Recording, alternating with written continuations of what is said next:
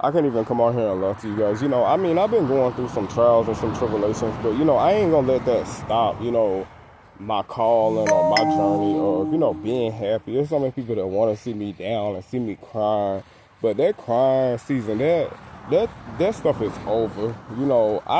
I'm just trying to do better. I'm trying to live better. I'm trying to be more healthier.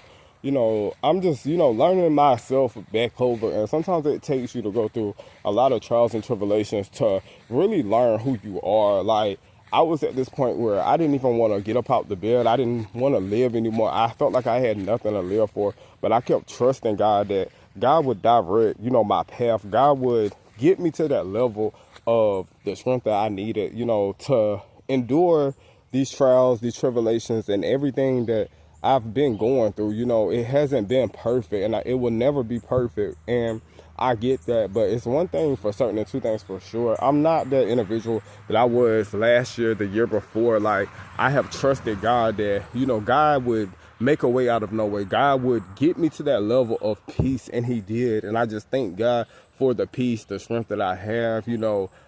I'm not that, angry young man that I used to be. I'm not that person that was always in his emotions and sad. I've trusted God that God is the one that's directing my footsteps. God has always directed my footsteps, even when I didn't understand what He was doing in the background. And I thank you, God, for, directing my footsteps and keeping your hands on me. And don't ever take your hands off of me, Lord.